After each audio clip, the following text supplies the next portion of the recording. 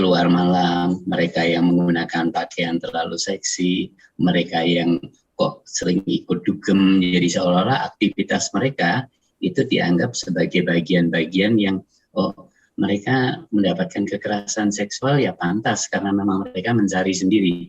Nah, ini stigma ini yang betul-betul saya rasa harus diberantas.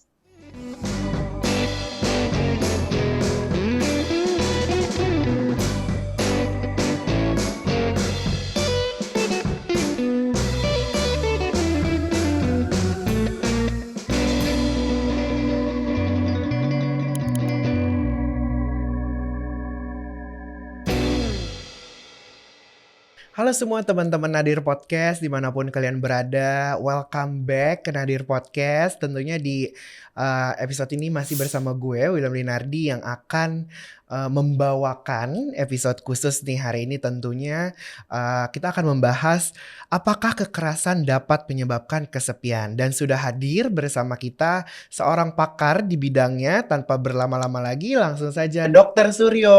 Pagi dok. Ya, selamat pagi. Apa kabarnya nih dok? Sehat. Sekarang kabar yang paling baik adalah sehat. Ya semoga teman-teman di luar sana yang nonton Nadir Podcast juga dalam keadaan yang baik dan dalam keadaan yang sehat.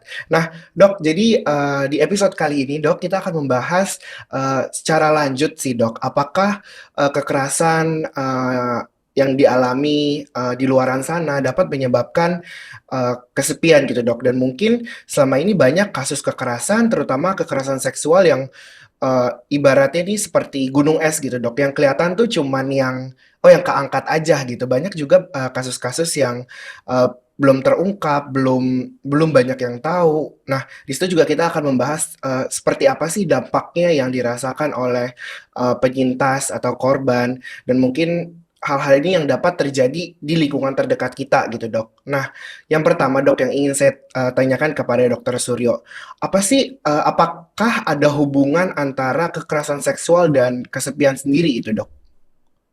Oke, ya. Jadi seperti tadi dikatakan bahwa fenomenanya adalah fenomena gunung es ya. Artinya banyak di antara korban-korban yang betul-betul masih sendirian, masih bagian bawah dari gunung es, yang kemudian tidak ada orang yang mengetahui, tidak ada orang yang memberikan support, ya. Sehingga memang rasa kesendirian pada korban kekerasan seksual itu kalau dari fenomena gunung esnya saja kita sudah bisa mendapatkan gambaran ya, bahwa yang berani mengungkap atau yang tertemani untuk terungkapnya masalah ini ternyata hanya ujung daripada gunung es. Berartinya sebagian besar dari mereka menjadi kelompok yang diam, kelompok yang membawa deritanya sendiri, kelompok di mana mereka selalu berteman dengan bayangan-bayangan trauma kekerasan seksualnya, baik berupa flashback, berupa perasaan menjadi terhina, merasa rendah diri, stigmatisasi, dan itu melekat di sepanjang kehidupan mereka sebelum mereka ada yang membantu mereka untuk terangkat keluar dari dasar gunung es nih. Oke. Nah, mungkin banyak gitu ya dok ya, tidak terungkapnya ini karena takut gitu dok, dan juga dengan stigma-stigma tertentu gitu.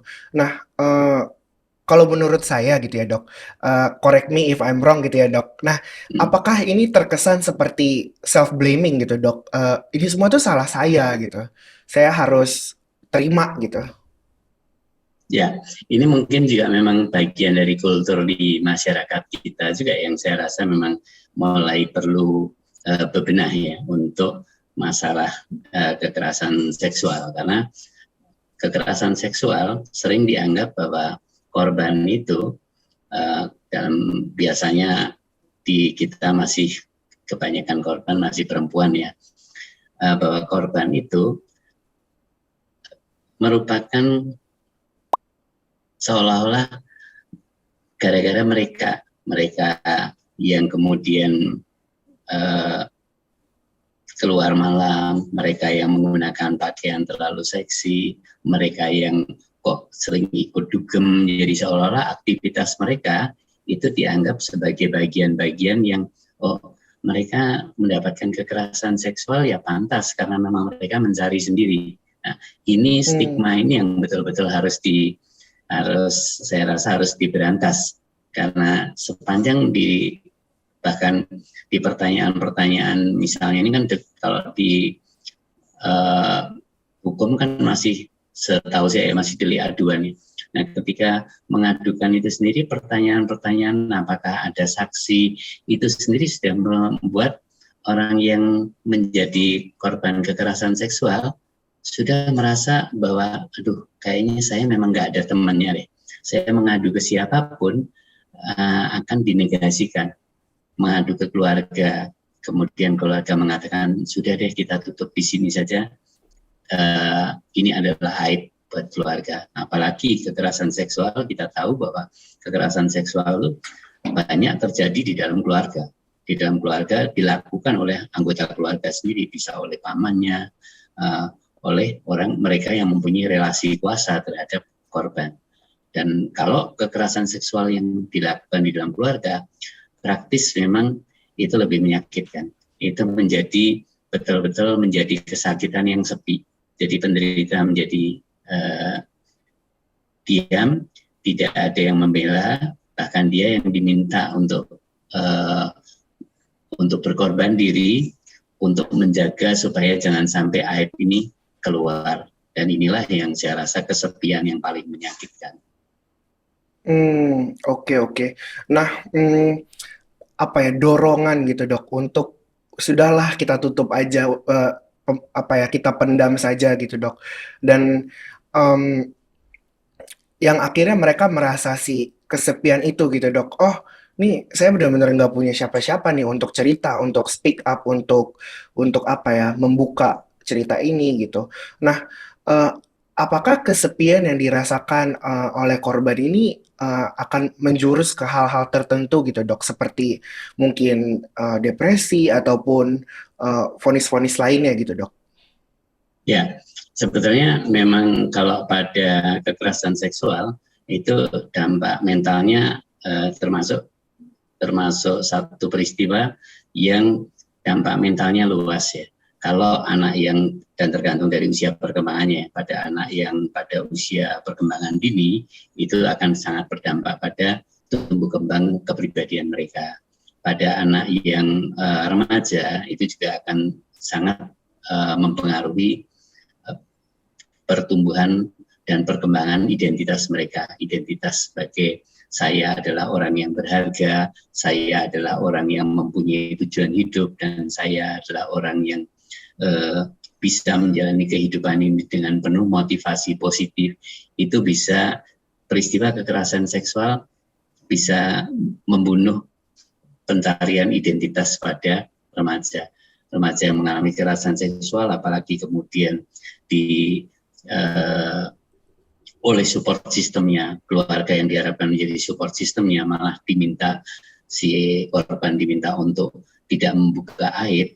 Ini betul-betul menjadi orang yang kesepian sendiri, kesakitan sendiri, dan seringkali saya menemui beberapa kasus yang pada waktu datang adalah dengan self harm ya, cutting itu tangannya banyak goresan-goresan bekas luka, dan ini yang non suicidal self harm ya, yang karena kegalauannya, setiap kegalauannya dia tidak mempunyai kemampuan melakukan regulasi emosi karena dia tidak bisa sharing kepada siapapun bahwa kekerasan seksual yang dialami adalah bagian yang menyakitkan, bagian yang berkali-kali muncul dalam flashback-nya, bagian yang membuat harga dirinya menjadi hilang, dan kemudian dia tidak tahu lagi dia harus berteman dengan dirinya sendiri saja dia sudah tidak bisa berteman, apalagi dia mempunyai cukup percaya diri untuk berteman dengan yang lain.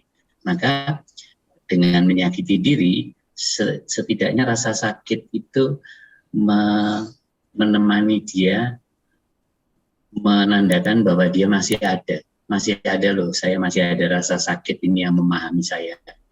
Jadi sakit yang di dalam hati itu akan menjadi lebih kendor rasanya ketika sakit itu kemudian diekspresikan ke sakit yang di luar dengan melakukan cutting, ya, dengan melakukan menyakiti diri. Ya. Nah, ini yang ya bisa dikatakan sudah terlanjur kekerasan seksual dan kemudian sudah sampai pada dampak yang berkepanjangan. Sebetulnya kalau kita dari awal bisa melakukan support lebih dini, mungkin tidak akan terjadi hal-hal yang seperti ini. Bisa terjadi depresi, post-traumatic stress disorders, gangguan kepribadian emosional tak stabil, dan sebagainya. Oke oke. Nah, Dok, tapi kan nggak semua penyintas atau korban ini tuh bisa dengan mudah untuk diajak bercerita ataupun membuka yang mungkin mereka merasa, oh ini tuh aib saya gitu loh. Nggak semua orang bisa untuk secara gamblang membuka gitu, Dok. Nah, itu tergantung apa sih, Dok? Mereka berani untuk speak up itu faktornya apa gitu?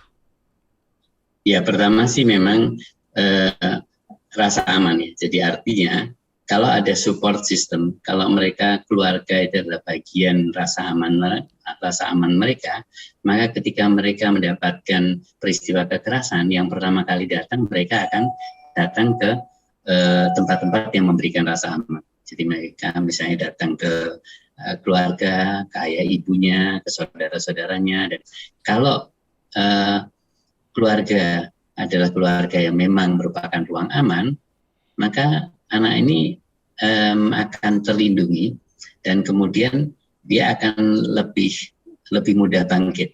Termasuk juga ketika keluarga bahkan berani mengajak si anak untuk yuk kita mencari keadilan. Tidak bisa yang seperti ini kita diamkan saja. Dan kemudian mereka mulai mencari keadilan dengan mengadukan ini ke aparat, atau setidaknya mereka mencari lembaga seperti Komnas Perempuan.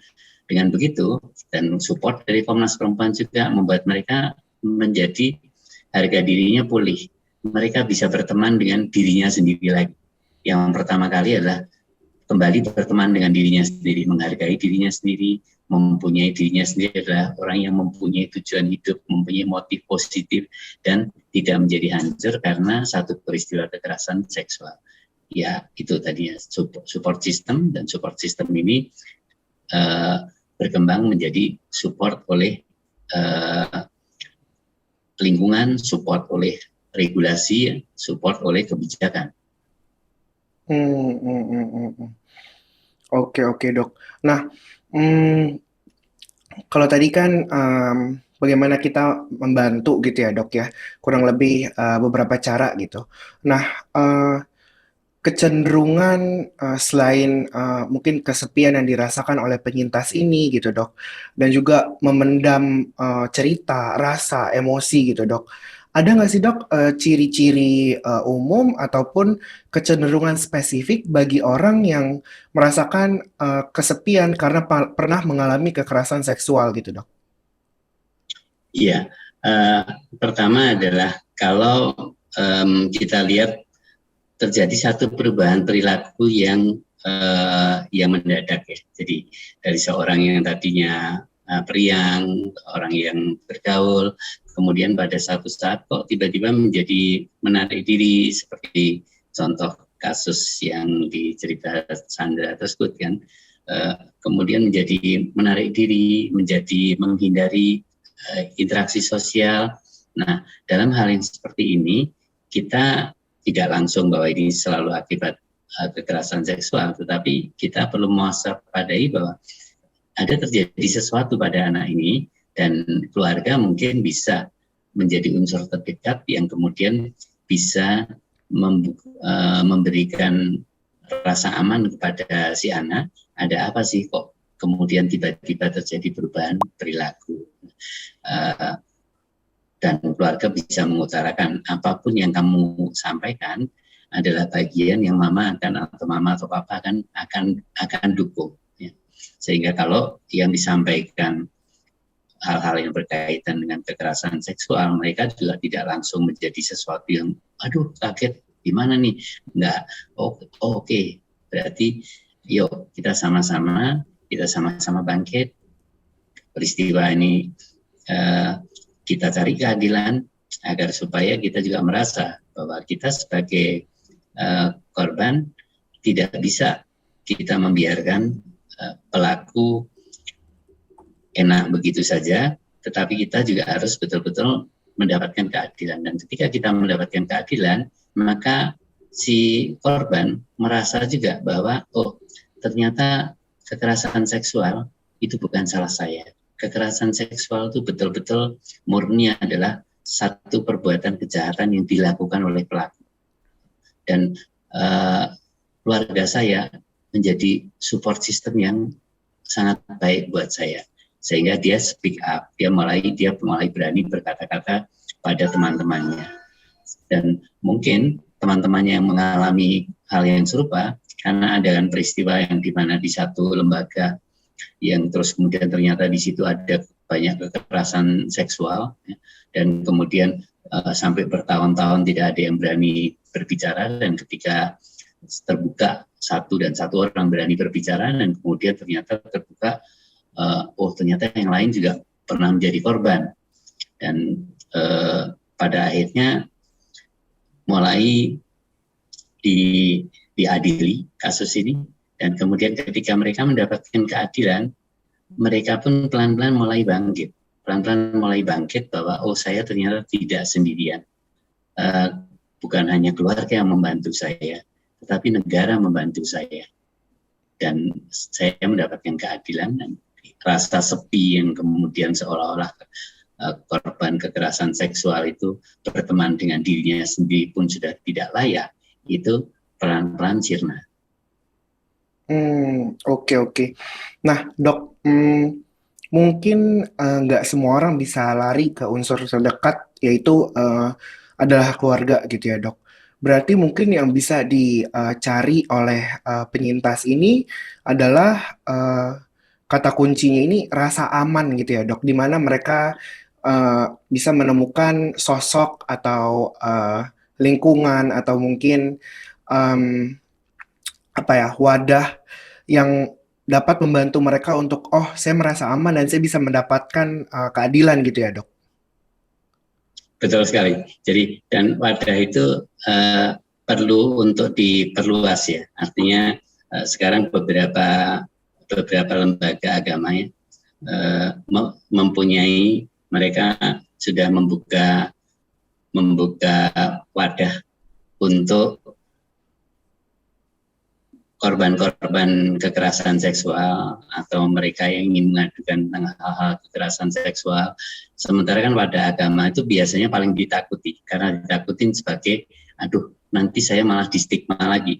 Udah kamu disalahkan, ditambah berdosa lagi, tapi sekarang enggak. Wadah agama mulai membuka, beberapa wadah agama mulai membuka bahwa ada mereka membuka semacam kayak lembaga ya, untuk perlindungan kekerasan seksual, dan dengan begitu masyarakat mulai merasa aman bahwa ternyata agama terbuka nih terhadap kekerasan seksual, bahwa mereka yang korban kekerasan seksual kalau mereka mengadukan bisa mengadukan ke profesional, itu udah jelas ya, profesional, psikiater, psikolog, konselor ya, tapi lembaga agama menurut saya adalah bagian yang penting. Terus sekolah, guru BP itu menjadi bagian yang penting, yang tidak mengadili korban kekerasan seksual. Jadi betul-betul korban kekerasan seksual adalah orang yang perlu dibantu untuk mencari keadilan, sehingga ketika mereka mendapatkan keadilan, kesepiannya itu pelan-pelan sirna. Traumanya itu lengket ketika trauma itu tidak mendapatkan keadilan. Kalau tempat lokasi, kalau di daerah otak, lokasi penyimpan trauma itu adalah di daerah hipokampus. Tetapi lokasi penyimpan, kalau pendekatan dari psikiatri kemudian diberikan obat ya, karena obat itu juga akan membantu untuk ya bisa dikatakan regenerasi lah sel-sel yang menyerap trauma tersebut. Tetapi yang di luar itu rasa keadilan, rasa bahwa semua orang mendukung, rasa adil itu kan berarti ternyata peristiwa saya didukung oleh banyak orang dan saya mendapatkan keadilan. Itu rasanya lebih manjur daripada obat-obat yang dipergunakan untuk mengobati depresi ataupun PTSD. Oke, oke. Nah, Dok, trauma ya. Tadi dokter sempat mention tentang trauma-trauma yang akan dirasakan gitu, Dok. Nah, biasanya ini munculnya Ya, si trauma ini gitu, Dok, yang dirasakan oleh penyintas ini, apakah hanya pada saat mereka sendiri saja, benar-benar sendiri dalam keadaan fisiknya sendiri gitu di kamar segala macam, atau ada waktu-waktu tertentu sih, Dok, yang dapat, oh ini bisa jadi salah satu pemicu juga loh bagi mereka gitu. ya. Tergantung dari beratnya trauma itu sendiri ya. Jadi kekerasan seksual, misalnya kekerasan seksual itu perkosaan yang dilakukan oleh banyak orang ya. Itu peristiwa traumatiknya betul-betul peristiwa traumatik yang segera menghasilkan gangguan stres pasca trauma ya. Tetapi kalau kekerasan yang dilakukan oleh pasangan, ya, kekerasan seksual yang dilakukan oleh pasangan, mungkin tidak segera. Mereka pada waktu itu masih kadang-kadang masih mengandalkan bahwa pasangan saya ini memang akan melindungi saya, tapi sesudah itu mereka ditinggalkan dan kemudian memang mereka mengalami kekerasan seksual dan kemudian setelah itu ditinggalkan, baru mulai muncul perasaan-perasaan yang saya menjadi orang yang hina, saya orang yang tidak berharga, dan mulai muncul penyesalan-penyesalan berkaitan dengan tindakan-tindakan seksualitas yang tidak diingin, tapi karena relasi kuasa dengan pasangan itu pada akhirnya melakukan, dan kemudian ketika ditinggalkan, bukan ketika ditinggalkan terus kemudian karena ini nggak rela ditinggal terus menuntut, tapi tidak, karena ketika ditinggalkan itu tadinya kekerasan seksual terjadi karena ada relasi kuasa, ada bujukan-bujukan, dan kemudian setelah itu ketika ditinggalkan baru kemudian berasa, aduh saya betul-betul korban kekerasan seksual. Nah ini mengadunya kan susah. Dia kemudian seolah-olah menjadi kesepian sendiri, karena ketika mengadu ke teman nanti dia bilang, loh kamu seolah-olah cari-cari masalah. Ini kan kemauan kamu sendiri gitu. Nah, yang seperti ini yang saya rasa setiap orang yang berani mengutarakan tentang kekerasan seksual, baik dilakukan oleh pacarnya, baik bahkan dilakukan oleh suaminya, cukup banyak juga karena suami menghendaki perbuatan seksual yang buat istri sendiri adalah sesuatu yang dia sangat tidak suka dan buat dia itu merasa sangat tertekan. Itu juga kekerasan seksual yang sebetulnya juga bisa dibutuh untuk lembaga aman atau suasana aman yang bisa membantu pasien. Nah ini yang seperti ini saya rasa perlunya semakin luas dibuka lembaga-lembaga aman ini, sehingga orang kalau ngerasa tertekan oleh suaminya atau tertekan oleh pacarnya dan tekanannya berupa kekerasan seksual, kok bisa yang ngadu ke pastor, kok bisa yang ngadu ke kiai, kok bisa ngadu ke pendeta dan tidak mendapatkan penghakiman, tapi mendapatkan pertemanan, mendapatkan pembelaan begitu. Oke. Nah, Dok, triggernya gitu, Dok, pemicunya nih. Mungkin tadi dokter sempat jelaskan, mungkin nggak saat itu gitu mereka merasa gitu. Mungkin setelah sekian lama mereka baru kayak, ternyata saya tuh korban loh kemarin gitu. Nah, aktivitas apa sih, Dok? Atau mungkin apa ya?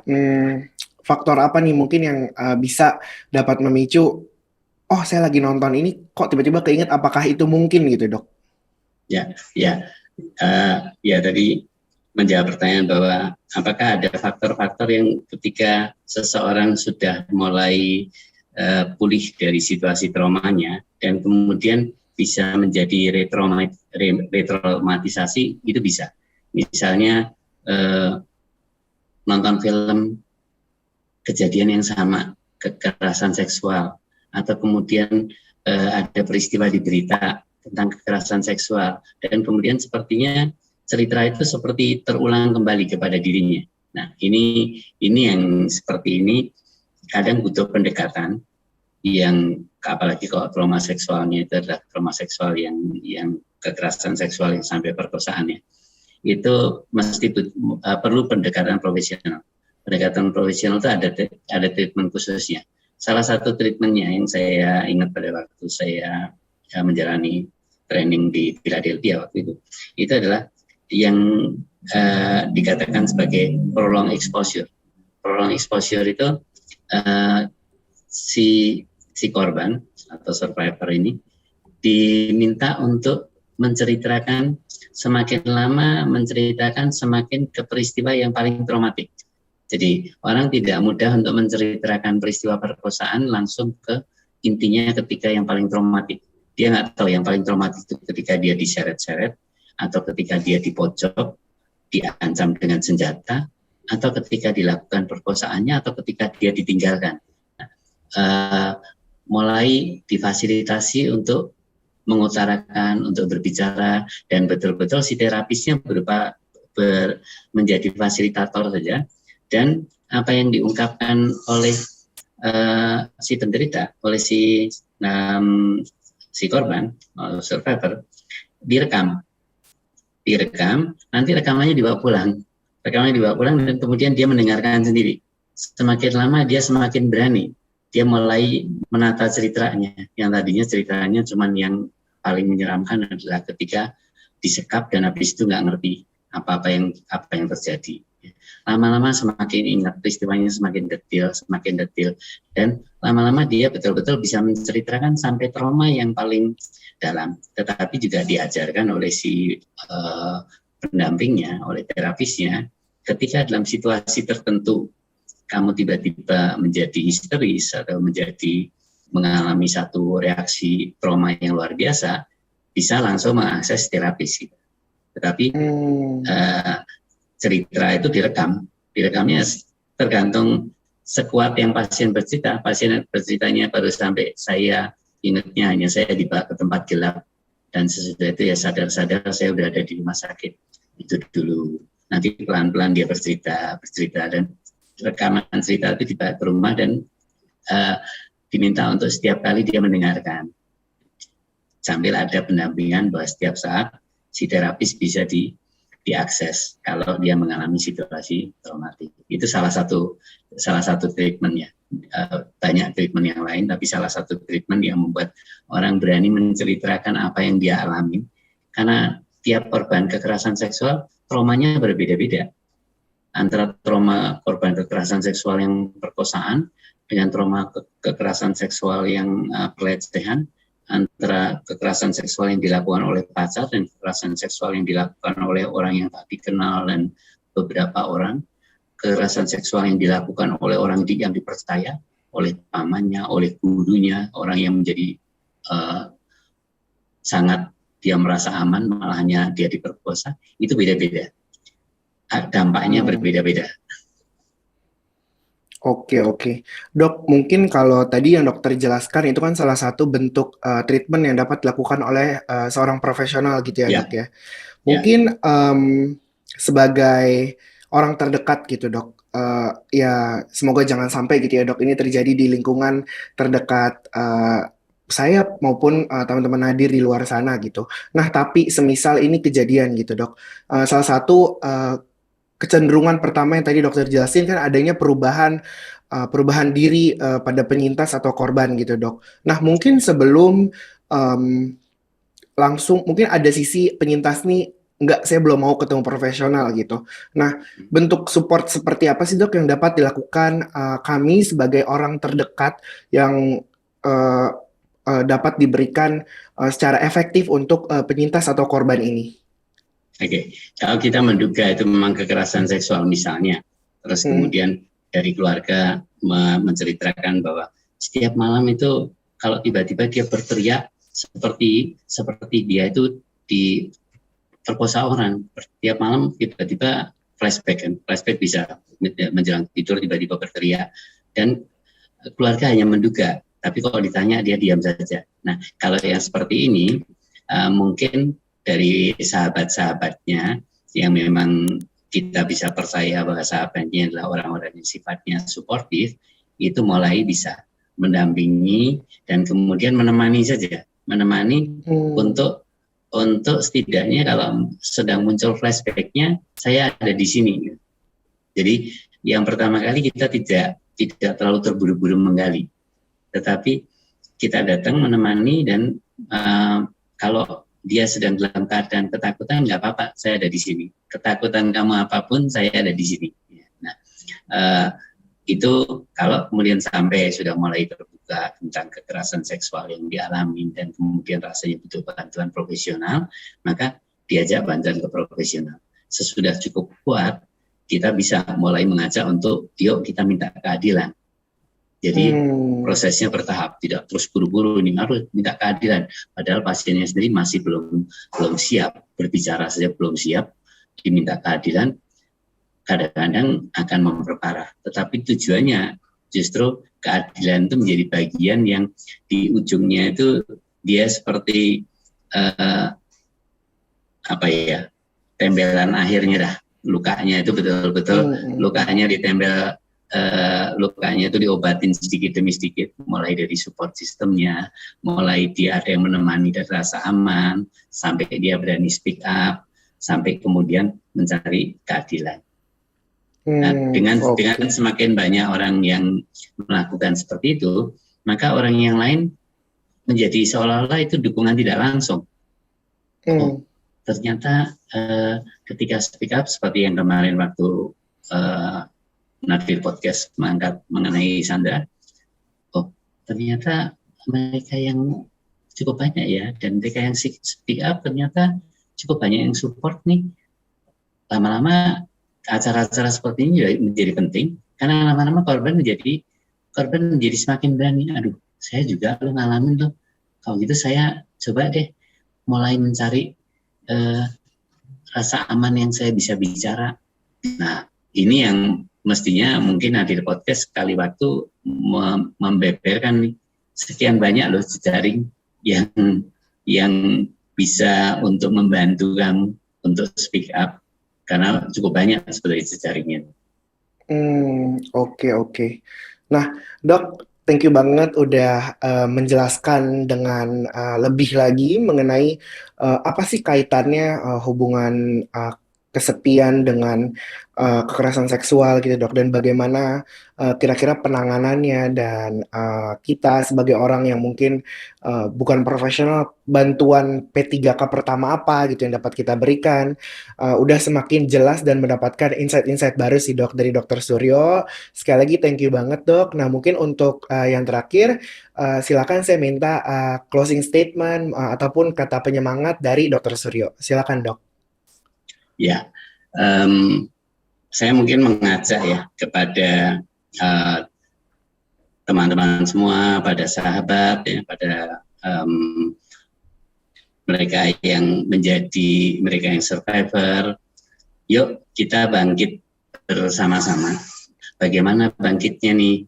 Oh, kita memulai dengan mencari tempat-tempat aman yang memang bisa menjadi bagian untuk kita sharing pengalaman-pengalaman yang menyakitkan. Karena ini akan saling menular. Jadi akan menular, membuat orang lain juga menjadi lebih berani. Dengan adanya Komnas Perempuan, adanya lembaga-lembaga perlindungan perempuan. Nah, ini yang perlu saling sharing, dan speak up ini kemudian menjadi bagian yang memang ternyata menguatkan bahwa kita tidak lagi menjadi kesepian karena kita bahkan diri sendiri saja sudah tidak bisa menemani, karena diri sendiri merasa bersalah, diri sendiri terus-menerus flashback dengan traumanya, diri sendiri merasa terbuang, ternista. Sekarang tidak. Sekarang diri sendiri menjadi orang yang kuat dan bisa membantu orang lain. Itu saya rasa yang menjadi pesan saya, bagaimana yuk kita bangkit, kita menjadi lebih kuat, dan kita membantu orang lain yang sama-sama mengalami kekerasan seksual. Oke, thank you banget dok. Sekali lagi sudah mampir menyiapkan waktu untuk ngobrol bersama kita di Nadir Podcast hari ini. Thank you banget untuk kehadiran Dr. Suryo. Dan untuk teman-teman pendengar Nadir Podcast di luar sana, mungkin semoga bisa dapat mengambil insight baru, pelajaran baru dari episode kali ini. Dan mungkin episode kali ini secara khusus mungkin dapat membantu teman-teman penyintas atau korban di luar sana dengan melakukan beberapa cara yang sudah dijelaskan oleh Dr. Suryo. Dan bagi teman-teman semua, sekali lagi jangan lupa untuk like dan juga subscribe. Mungkin ada saran, kritik dan saran, kami sangat terbuka di kolom komentar. Dan juga mungkin kalau mau reach out ke Instagram kita boleh banget. Dan saya William Winardi, pamit undur diri. See you.